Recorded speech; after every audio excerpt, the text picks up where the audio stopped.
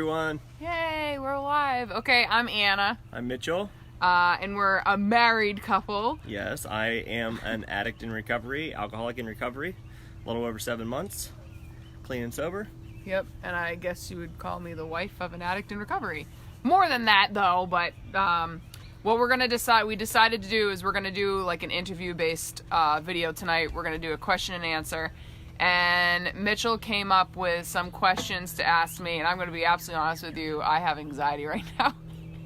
I'm a bit nervous, but I also know that this is really good because I know this will help a lot of people to share my experiences, so that's always a plus. And truthfully, a lot of the stuff we've already talked about anyway, so. Yeah, and at any time we get too real for each other, we may skip on just because both of us have traumatic emotions and experiences tied into Toby. this. And so if things get too much, we'll just take a break or go to another question. And those are our dogs that I'm taking in right now. Those are our dogs. Go ahead, Kaka. And Toby. also, we both have codependent tendencies behaviors. Everybody in this whole world has some codependence. So another good program is another good book actually is Codependent No More, I think by Melody Beadle. I can't remember. Melody I can't remember that. something like that. But just to throw that out there. So, all right, you want to jump into the questions? I do.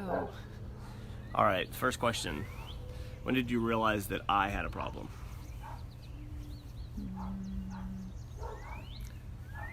Probably actually with my best friend Sheena made it aware to me. I remember her asking me or telling me that she's like, do you notice that Mitchell always has a drink in his hand? And I said, no, I don't.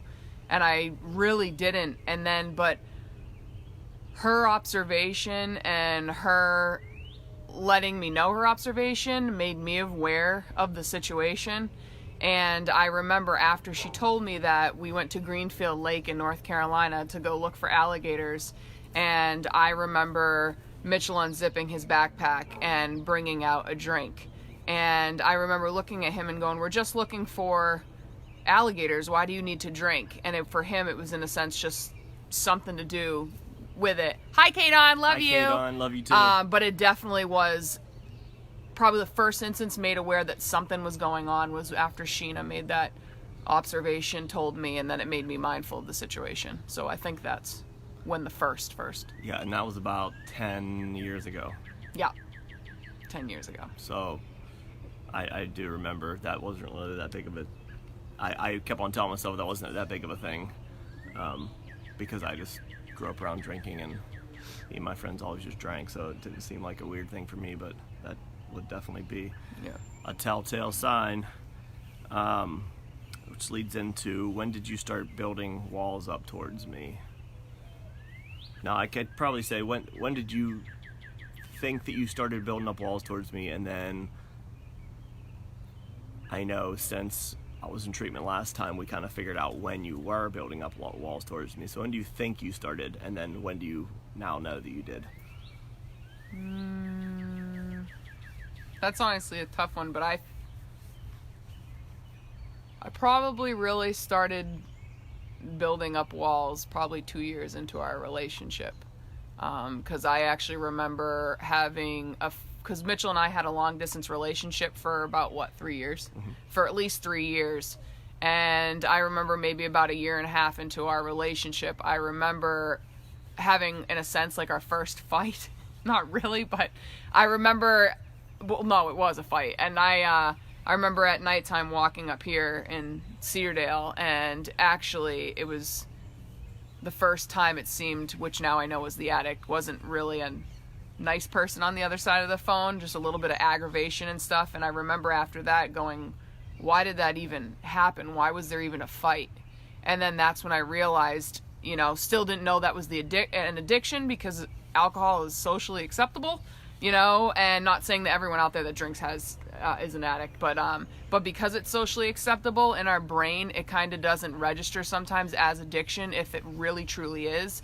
And so I saw it as he just drank, but I did recognize it as that wasn't a nice conversation when he was drunk. And I really do think about 2 years into our relationship, I put up the first block and didn't even realize it. And then, like Mitchell stated, I never realized that I was placing blocks up towards him until about 7 months ago? About 7 months ago. And it was when we were at Alpine Recovery Lodge. Mitchell was there. Absolutely amazing place if anyone's looking into recovery. But when we were there, we had amazing therapists, and it came to my realization that even when I didn't know it was an addiction, I was building up blocks all through the years towards Mitchell, and it was towards the addict and the addiction.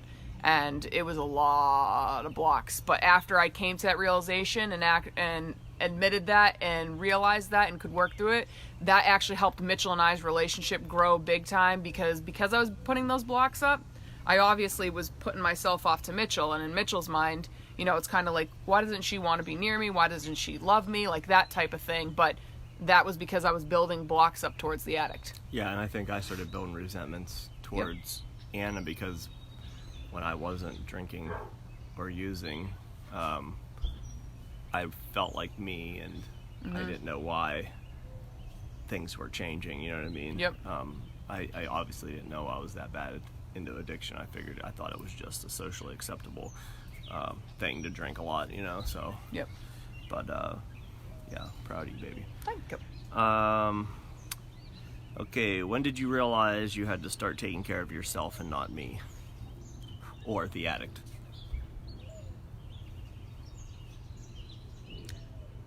To be absolutely honest, I think there were multiple times that I knew that I had to take, I mean, probably throughout this whole entire journey, I knew I had to take care of myself, but I always came back to, honest, the truth, wanting to help you. And that obviously, and that's a codependent tendency, is I put Mitchell's health before my own. And I didn't really realize that, and there were times I did realize that, and I would get really angry at myself because I knew I had a choice in the matter. I knew I was never stuck, but I kept making the choice to trying to help Mitchell, no matter how bad the addiction was. So I completely admit to that. So there were probably multiple occasions where I knew I needed to take care of myself, but you still definitely came first. But I think the first moment that I really held to it was 100% when you went away to North Carolina with your dad, and it was after the money was meant, the stealing of the money. Yep. And I knew right then and there that that's when I started really separating you from the addict, and I knew that the person that I really truly loved was, the glimpses were actually starting to leave too, and I knew the addict was raging. And right then and there, I realized I was losing myself.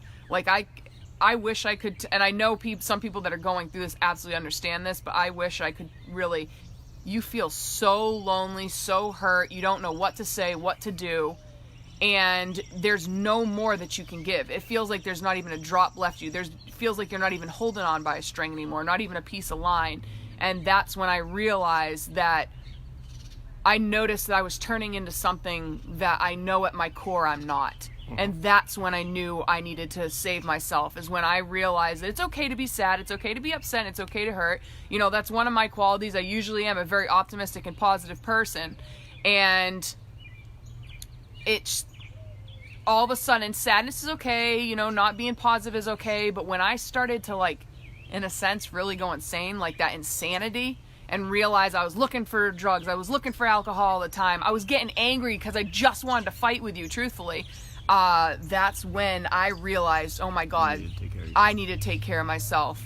And that's when I wrote those 2 letters to you, told you I was coming up here to Massachusetts to work on myself. And that's when I actually finally held a firm boundary. And Janelle, I know you feel that.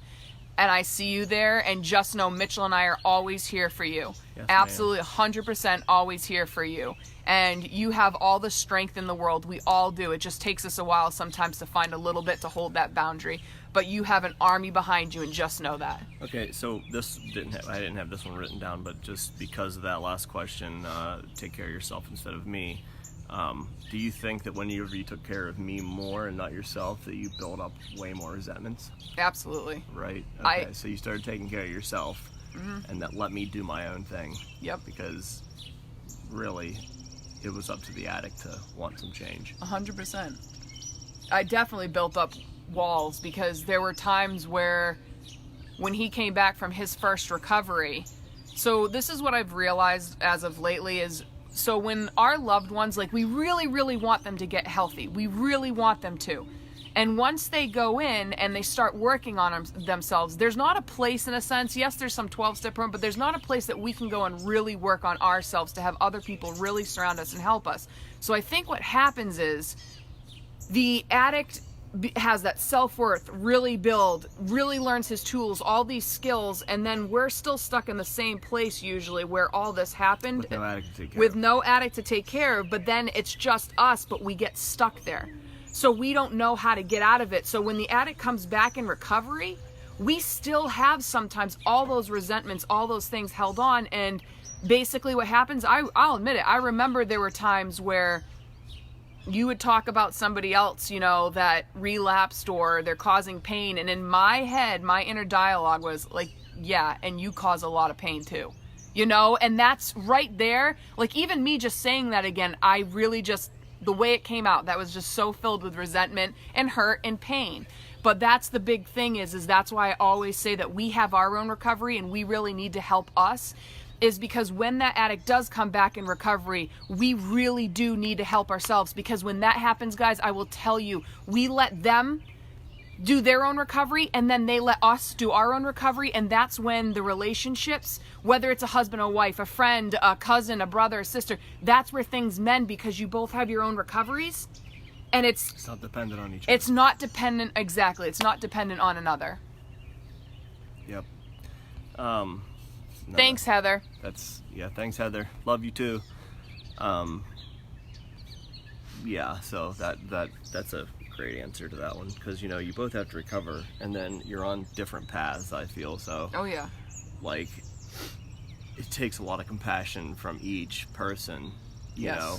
I have to be compassionate to you and let you work through trauma with me while I'm sober. Yep. And you had to be compassionate to me and give me a little more space than I deserved afterwards, because I know there was a lot of resentments there, you know. So it was that, like, I think it was that give and take that we learned to manage that helped us grow in sobriety together. Yep.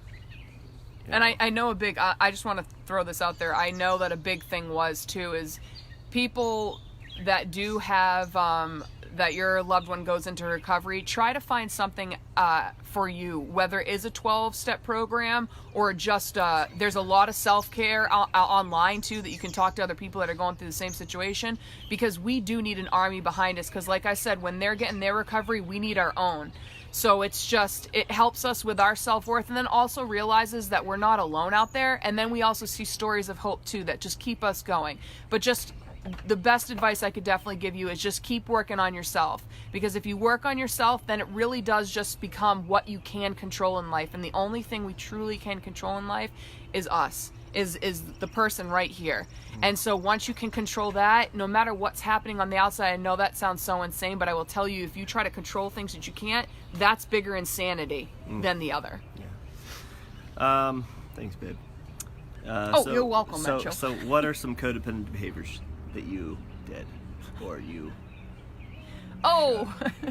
Where do you want to start? The best thing is, I'm going to tell people out here right now, is that I remember not even knowing what codependency was until I went to my therapist, and I remember going, Anna, do you know what codependency is? And I was like, no. And so, I know Winnie's trying to get out. So I remember going, no, and looking it up online and going, oh, I don't do that. I'm not that. I don't do anything like that, you know? Same. And then I read the book Codependent No More, and then I went, wait a minute, I do some of these things, but not all of them. And not until I really worked on myself and my self-worth, now I look back and I go, oh my God, there were a lot of things that I did codependent. I'll give you some examples. Is for sure, I used to go looking around in the garage and downstairs constantly to see if I could find a case of beer.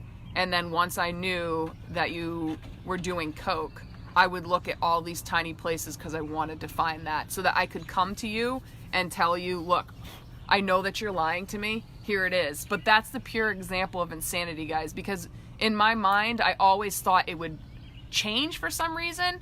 And then no matter how many times it happened, there was no change. So that's our cycle of insanity, is we keep doing the same process over and over. And I will promise you, if you don't change something, you're going to stay on that carousel of insanity. It's never going to stop. But that was one of them, always looking for the drugs. I remember that night that you went missing at nighttime. Remember? You went missing at, I don't even remember. You went missing at nighttime. You said you went out to go get milk and you came back. But what happened was that night, I remember calling my mom and dad, bawling at like 1 o'clock in the morning and saying, you know, he just left. I don't know where he is. He was drunk. And I purposely went to go pick you up from the Penguins game so that you didn't have to drive. And I remember getting in the car, looking for you all around town, and then finally finding you past one of the gas stations. And I told my parents I had to get off the phone, and I sped following you. If anybody's ever seen that movie Beautiful Boy, when the mother chases down her stepson, that was 100% me that night. I was trying, and I don't even know what I was trying to accomplish. I have no idea. Yeah, that's insanity, like codependent stuff, but like just the regular everyday codependency stuff, like when I slept in, did your happiness depend on that? Well, or like when my family would tell you that I kind of, I was stealing alcohol or money, and you know, that would bring you down, or you'd get mad at that, or you know what I mean? Some of these subtler codependent things. Subtler codependence would 100% be when Mitchell was supposed to get up from work. Instead of starting my own life and doing the goals that I had set for the day, I would walk back and forth pacing inside our living room.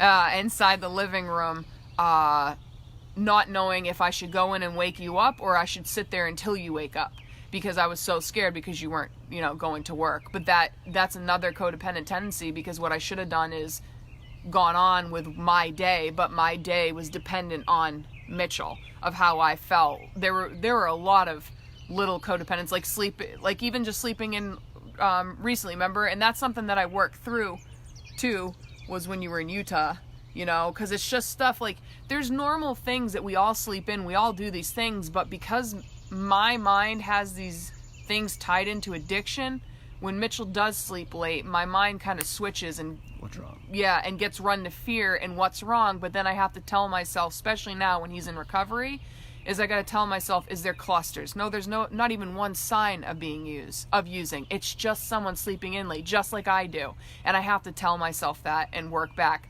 But yeah, little signs would definitely be sleeping, you know, confronting you when your family, you know, came to me. I should have let them deal with it, and I took on that responsibility, and I shouldn't have. You know, there's a lot of codependent things that I had, and I admit to that, so. And I'm working through them still, guys. Don't worry. It's not just like them. It takes day by day, so don't even worry about that. And what I always say, too, is I remember hearing the word codependent, and then I thought I was a bad person because I was codependent.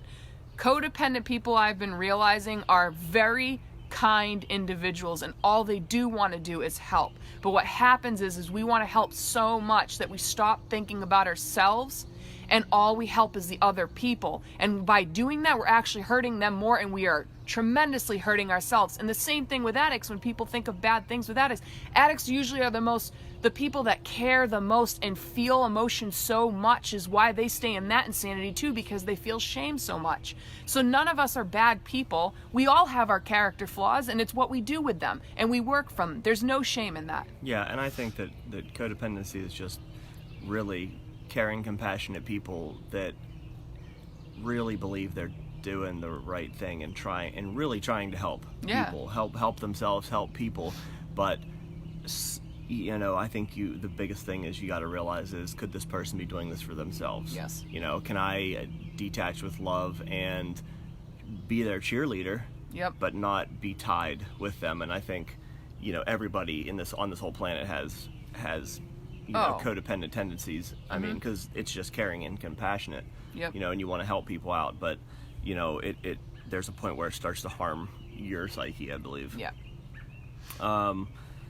When did you start realizing your codependent behaviors?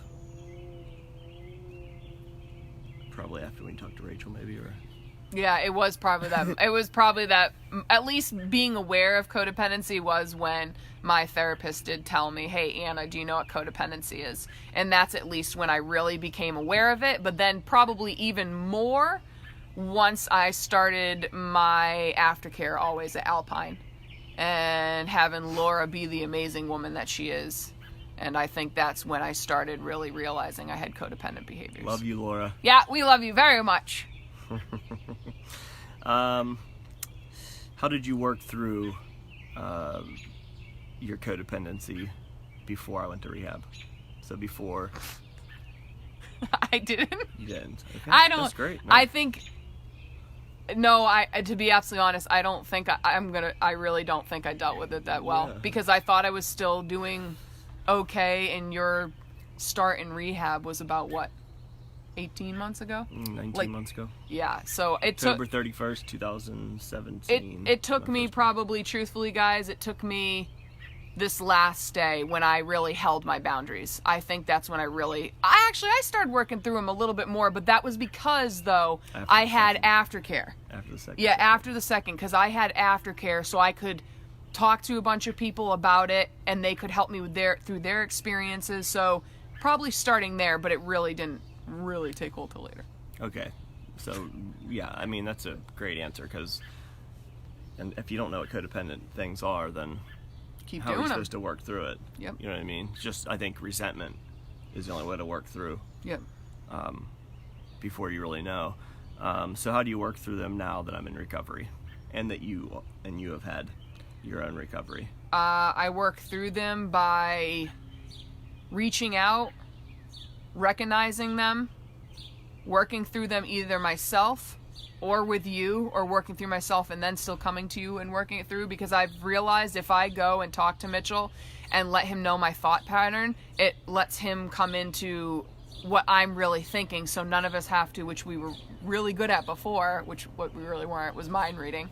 Well, and it lets me know situations that I have never thought were traumatic situations that I caused. Mm-hmm. Because when Anna walks me through some of her codependency or some of her triggers or some of her trauma, 50% of the time I'm blown away. I'm like, I didn't even realize that was something that affected you. Yep.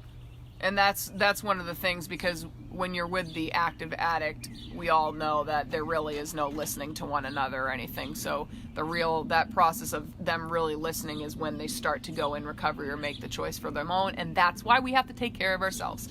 But an example I could give you of working through it, and for everyone else, because you already know this one though too, is 2 instances. There was one morning when we were in Utah. Mitchell was still at IEM doing an amazing job there, another great place, and he slept in late. And I remember waking up and going, okay, I'm going to start my day. Nothing was, bothering me then. Then all of a sudden, time went on. I'm eating breakfast and I realized it's getting later and later. And I started letting fear get the best of me. And I started getting really, really nervous, to be honest. And then I thought, and so before I would keep pacing in the room. This time I went, Anna, what do you want to do for you? What do you want to do for self-care? And I said, I want to go for a run. So I went for a run, and when I was running, I started really thinking through my process. I said, what Laura and everyone else has taught us, are there multiple signs of use? There was not even one sign of use. And then I said, what is Mitchell doing towards his recovery? And Mitchell, so at IEM, you only have to do a morning or an evening, a meeting? A group. 3 hours in the morning, 5 days a week, or an hour and a half, 4 nights a week. Yeah, and Mitchell was doing both.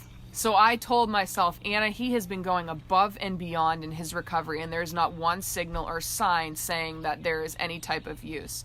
So then I started going, why are you scared? And I realized I was bringing past experiences into the present. So my past experiences with Mitchell, sleeping late, was to do with addiction. And that's what I mean, is just even now, it's just normal. It's sleeping late, but my mind's still tied to there because of the trauma. But I told myself, Anna, you're bringing the past into the future. Present. If you keep doing that, you're never going to move forward.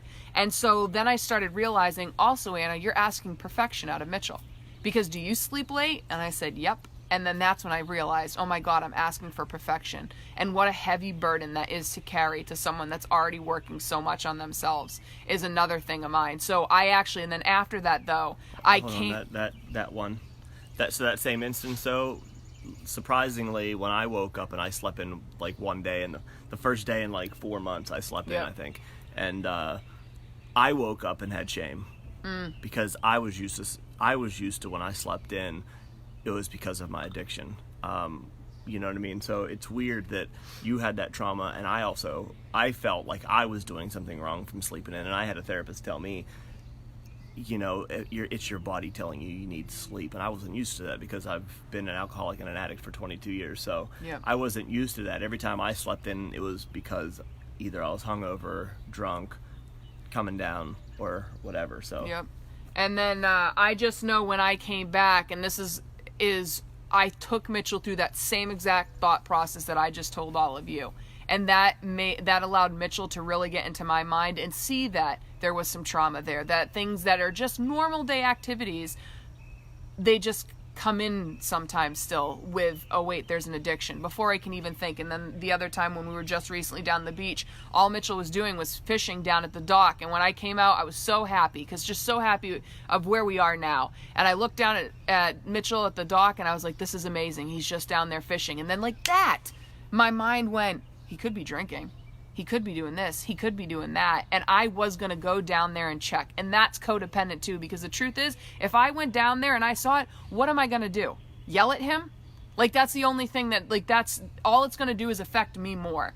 And so I told myself, Anna, if you want to go down there to see your husband, that's one thing. But if you're going down there to check on him to see if he's drinking, no. So I held myself up there and said, Anna, you can work through this. And when I did work through it, the best thing was, though, again, when Mitchell came up, I took him through that same exact thought process so he could see that my mind kind of still goes there, but now it's working through it. And the neat thing is what really happened is Mitchell looked at me and he thanked me for all the work that I put in, because I was working through that. And then also I thanked him for all the progress that he put in. So it gets you connected and closer that way. And then Mitchell, on it right here, what were you thinking when you were down there? And you said too, when you go down to the basement or, you know, on the family reunion, what's going through your mind? Yeah, I think anytime I'm by myself, I feel like other people are thinking that I'm doing something wrong, because most of the time when I was by myself or sneaking around or lying and hiding my use or my abuse, you know, I was doing something wrong. So whenever I go off by myself, or like say, like when I was down at the dock, like I didn't have that feeling that day, but when we were on family vacation, if everybody was down at the pool or down at the beach, and I would go back and I'd say, oh, I'm going to go back to the house to, I don't know, journal, get lunch or whatever. When I'm walking up to do that, in my head I'm thinking they're all thinking I'm going to go use. They're all thinking I'm going to go steal somebody's pills, or they all think this.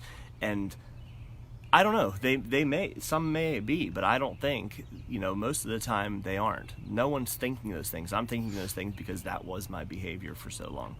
So, and then I walked through that with Anna too. I'm like, you know, I felt weird when I walked up from the beach. I thought people were thinking I was using or something like that, and Anna reassured me that there's no one's thinking that. You know, that's just me. That's me self-sabotaging. You know, that's me having still some remorse for what I've done, and it's a good thing that I'm going through that, because I need to realize that sober Mitchell can realize the trauma that the addiction caused, and because I have an open mind, I can listen to Anna, and I do congratulate you for doing that, because I never would have thought that not coming down, like I would have been like, well, go ahead, come down and check on me, but that would have been codependent to me and saying, Anna, you can not work through these things and come down and check on me anytime you want. But that's not how we grow. I think by you working through that really showed me that you do trust me. And I know that I wasn't doing anything wrong, and I was just really proud that you said, hey, I'm gonna not go down and check.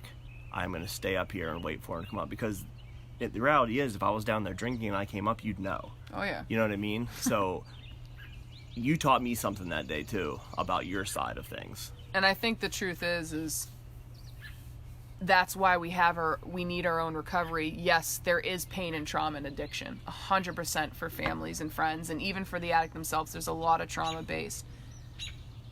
But just coming to that realization of is if we don't work our own recovery, if we don't work our own thing, I'm actually placing my own recovery solely based on you, that you need to fix all the problems that the addict caused. And so that's you working on yourself plus having to try to make me happy, and that's completely codependent. And I think I've just really realized that really for the first time, and I think that's the huge key of why sometimes when the addict comes back in recovery, why things don't work, is because we're still based in our trauma and our pain.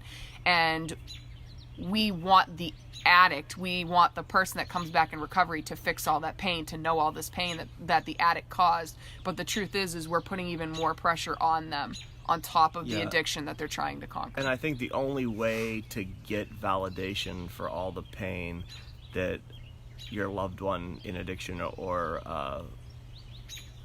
whatever, alcoholism, addiction to whatever, I think the only way to get closure is to be open and honest with each other, to work your own recoveries, and then the only way that I can validate the hurt that the addiction that this being caused Anna, even I'm in recovery and I'm a totally different person in recovery, is to allow me to hear her and empathize with the pain that the addict caused.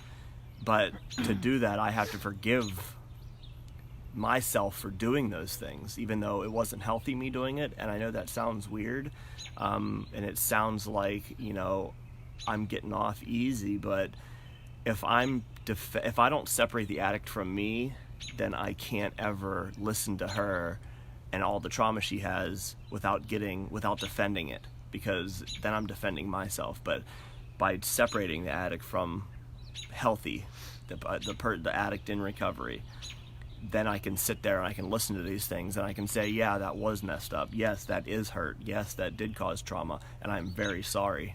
And then she can get that off her chest, and then at least healthy me can feel for her, and I really know how hurt she was, and I can empathize with her.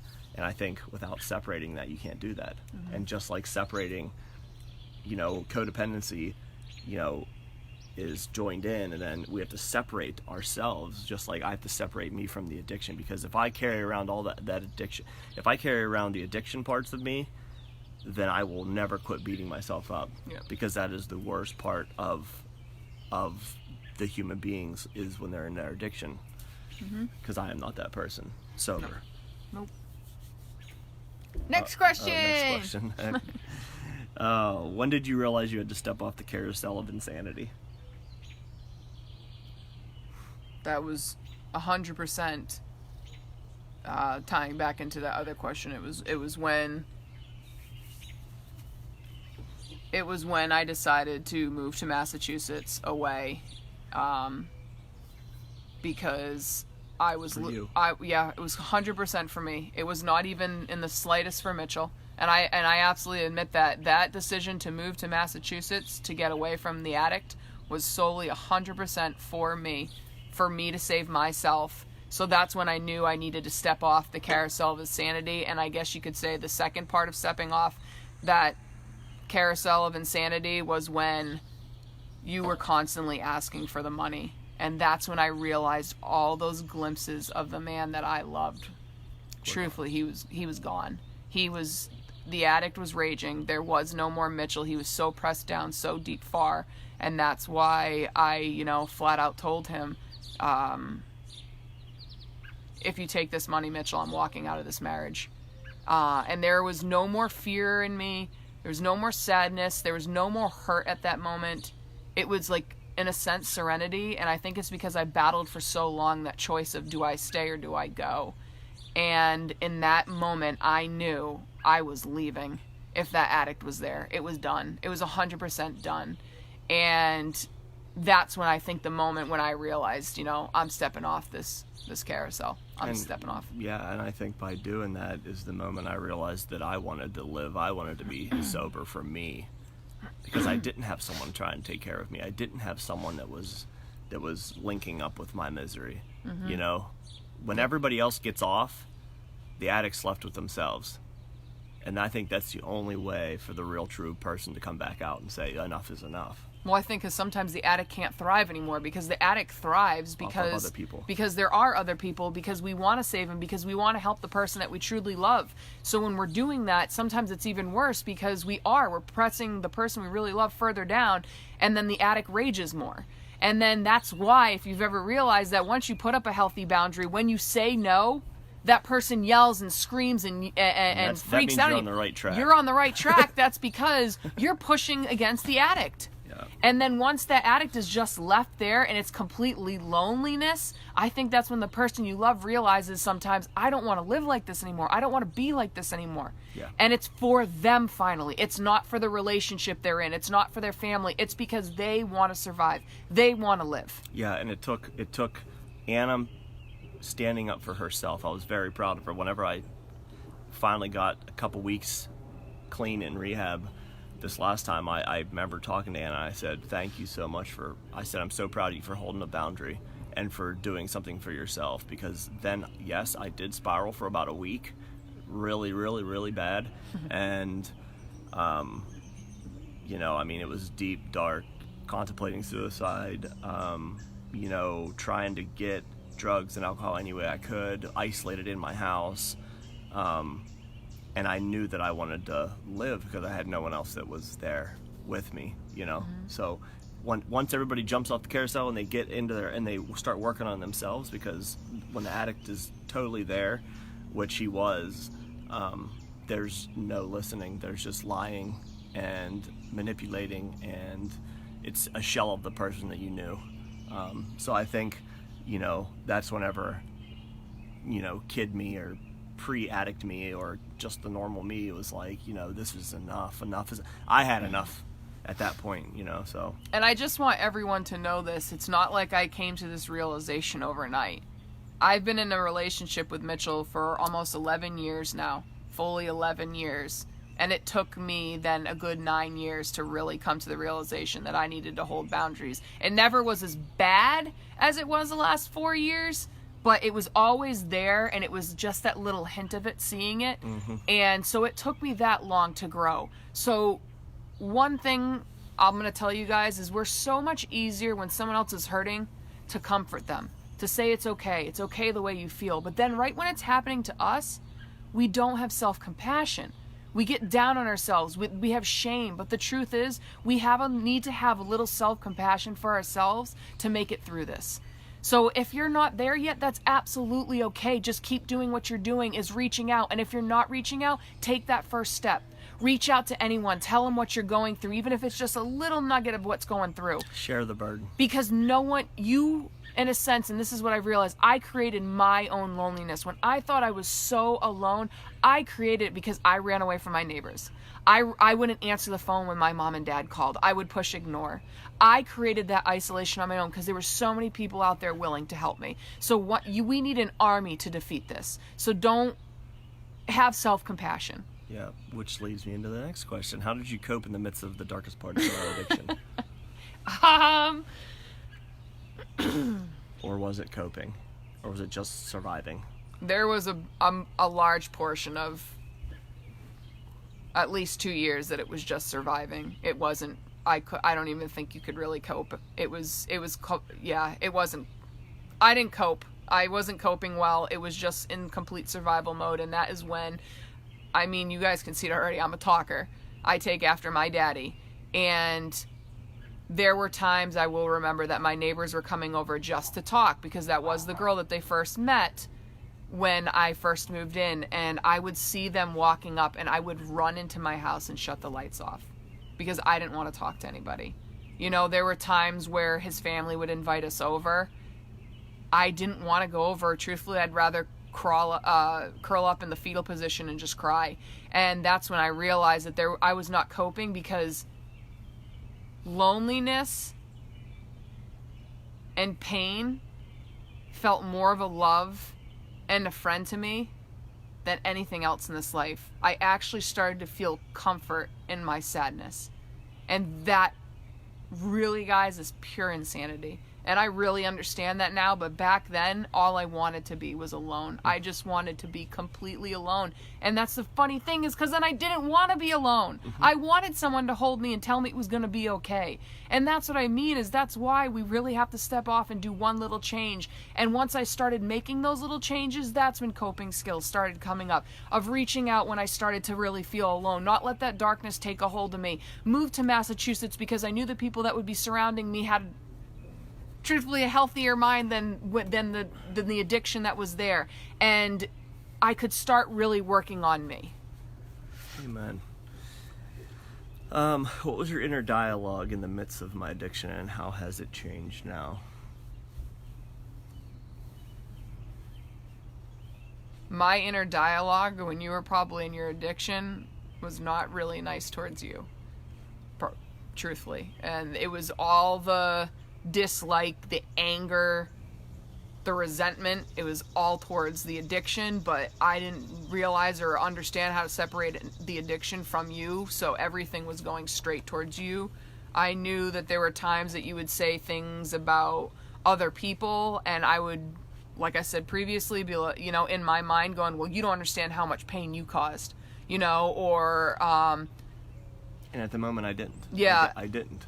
It was my, and I'll tell you this, is anytime I went to work, you were on my mind probably 99.9% of the time. Nothing else was going through my mind. It was when I came home, oh my God, is the truck going to be there? Did Mitchell go to work, or has he been in bed the whole entire day? And praying to God, please let that truck be gone so he's worked. But then I was like, I don't know if I want the truck gone, because then maybe he's out going to get Coke or drinking. You know, and or just taking it. I told Mitchell just the other day, I remember coming in right after taking a shower and saying, I can't believe how nice that was. And he's like, what do you mean? And I was like, I didn't have one thought about addiction. I thought about random things, probably knowing me, someone putting keys in front of my face, like flashy things, me and my ADHD. But yeah, I didn't realize that. Just taking a shower, I occupied her mind, and I occupied her whole world. Yep. That much. And now it's so freeing. I have such a clear mind, and when those parts come in where I have that fear again that triggers me back, now my mind is clear, even though those moments there that I can work through it. Before, there was no clearness. It was straight chaos in my mind. And now I have, it's clearer now. And Amy, you're a strong woman, lady. And know for a fact that if you ever need anything, you reach out, okay? We are both here for you. Yep, love you, Amy. Love you very much. So your inner dialogue's changed to just what? Gratitude? Gratitude, calmness, peacefulness, serenity, trying to stay in the moment. And if I don't stay in the moment, again, to have that self-compassion, to know it's okay sometimes. You say your thoughts are more on your they're life, on me. Your day-to-day? Yes. Me too. Yes, that's it. Exactly what you said. That's true. Back then, my mind was constantly on Mitchell, on the addiction. Now, my mind is on Anna. What does Anna want to do today? That's a huge difference. Like, the best way to put codependency, here's Mitchell, here's me, this was codependency. There was no figuring out where I began, and then you start to separate, and then I will tell you, it's so much better. Amen. What advice, if you could, give your past self?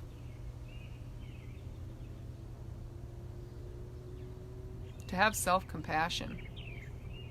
I think that would be 100% it. Because there were a lot of times that I put so much stress on myself because I thought I was a bad person if I left. I thought I was a bad person if I stayed. I thought I was weak sometimes because I was staying. I didn't have compassion for myself at all. There were multiple times where I would feel sad, and like I said before, I'm usually a very optimistic person and very happy. And right when I would feel sad, I would like look in myself in the mirror and go, who are you? And that's so, there's no compassion there, because Anna can be sad, she can be angry, she can be hurt. But I saw that as, you're not you. You know, you're not Anna. What did you let... But I would absolutely 100% tell myself to have self-compassion, because we all have a process in this. It's absolutely okay if you're still there, because there's something you're still needing to work out. There's nothing wrong with that. You know, it's just start making those slow changes. Like I said, this didn't happen overnight. It took me 9 years to do this. 9 years.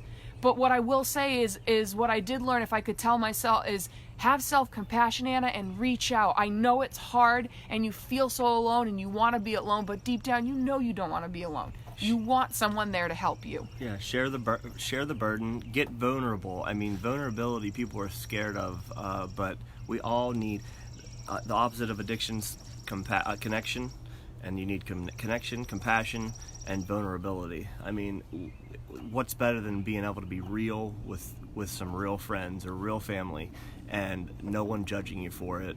And I think it takes a lot of courage to be vulnerable with people and to reach out, and I guarantee it'll help tremendously. Just share that burden. Just tell somebody your pain. Human beings want to be there for each other. It's just human nature. So, and if someone isn't there for you whenever you do reach out or get vulnerable for them, then you just don't do that with that person anymore, and you find someone who will.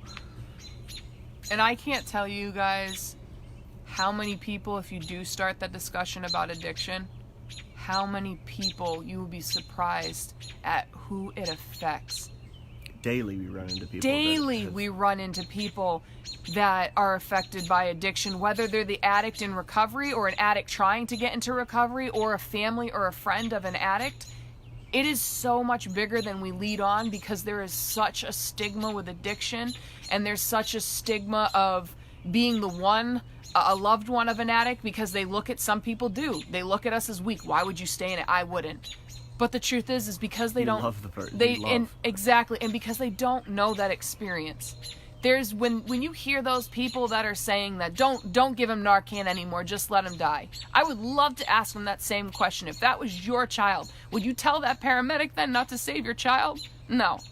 I think you'd want to do everything possible to save your child. And that's the hard part with addiction, is we can only do so much. Is the loved ones, is we have to stop that codependency, because the truth is we do have to let them get back up on their 2 feet, because all we're doing is strengthening the addiction if we keep helping them up, and it's the addict there. We keep giving the addict strength, and we need to let the person we really love do it. But I'll tell you, that's why we do need to break the stigma, and that's why, like I told you, I have anxiety, having this discussion with you right now. But at the same time, I know this is for the best, because I know there are somebody out there right now that's going through the same situation and just wants to know that they're not alone in this. I know I did. So it's just know, everybody out there, the family and friends of addicts, I know you're doing the best you can. So don't worry about that. So keep reaching out. And to the people, addicts that are in recovery, or you're an addict that still doesn't know if you want it, you are worth it. Just know that, okay? Well, we're glad that we found you too, Amy. We love all you guys. I mean, it's just keep fighting for whatever struggle you're in. Just keep fighting. Reach out. Talk to people. Which leads us to a last question that someone sent in to us, and it says, what do you do if you know they have a problem but do not admit it or want to do anything about it? Can I take that first? Yes, you can, baby. So I think it's kind of a hard question to answer, but if you know they have a problem and they don't admit that they have a problem, then they don't have a problem. Until they admit they have a problem, if you're seeing it and you want it changed and they don't want to change it, they're not going to change it. And it's just going to build resentments because you want it changed and they don't. Unfortunately, that's probably the case with me, at least. If I would have said I didn't have a problem and it didn't get as bad as it did, I would not have changed. If I didn't have 2 DUIs, some possession charges, and have to stop drinking at certain points or using at certain points, I would not have stopped. So I think if the person doesn't want to do anything about it, there's no way you can force them. You can give them a boundary, you can detach with love, and take care of yourself, but unfortunately, until they want to change, they won't change. And if they don't think they have a problem at all, I don't really see how you can convince them they have a problem without building resentments. And they're going to resent you, you're going to resent them for not doing it. So really, I think, to sum up an answer for that question, is just put up a boundary, a healthy boundary, and detach with love. And a boundary can look like, guys, letting someone know you can't come into this house if you're drunk or you're on drugs. And that means hold that boundary. So and that even means if you can drug test them, yep, give them an alcohol test. Yep. There's nothing wrong with that. And if they come home, and I mean if it's even 2 a.m. and they come in, you tell them to get out and you hold your boundary. You're not being a bad person by doing that. Because the boundary, you have to remember, these boundaries are really not, if you learn to separate the addict and the person you love, these boundaries are not in place for the person you love, because the person you love wouldn't come in drunk and do these things, would they? No. So your boundary is up towards the addict. My boundary to you is, you cannot come in this house when you are drunk or on drugs. And now, if you can prove to me that you're not drunk or on drugs, you're more than welcome to come in here. Exactly. And if consistency over time equals trust. Mm-hmm. So, the more consistent the person is, I mean, you know, my second time out of rehab, I put some things in place and said, I want you to drug test me this much a week. I want you to do this. I still worked some ways around that stuff, but the more that my family held boundaries, the more I had to hide and the faster I was found out. I mean, that kind of sucks that you have to do it that way, but you have to hold boundaries. I mean, you know, I had talked to my parents and I said, you know, a good healthy boundary for them would be, if I'm using, I can't come over for family dinners, you know, and if it's the rest of my family over there and I want to come over and I'm using, I'm not welcome. You know, so that just is more incentive to that the Mitchell that doesn't use or abuse drugs and alcohol wants to be by his family, and he's going to adhere to those rules. If the addict is hiding and lying and coming over and wants to come over and isn't allowed, that's eventually going to wear me down. That's going to wear the addict down, because I do love my family and I love all my friends, and I want to be around all of them. Mm-hmm. So the boundary is the only way to bring that to light, I believe. And he's 100% right. The part that really does suck, guys, is if they don't realize or feel they have a problem, then for them that problem does not exist. So there's nothing.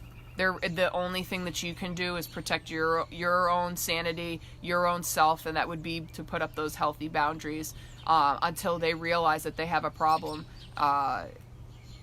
But reach out, go to programs yourself that will help you learn how to deal with it. You know, that's the best that you can do, is reaching out to other people, and you are not a burden on other people. That is something I had to learn. There were multiple times that I did not want to reach out because I continuously reached out, sometimes to specific people, and I thought I was a burden on them, and not once did those people think that you know, that I was a burden. And now there's people that I'm trying to help, and they say the same thing, but you are not a burden. This is how we survive in this. A really special lady, Laura Boberg, told me one time, she said, "How dare you deny me the chance to help you?"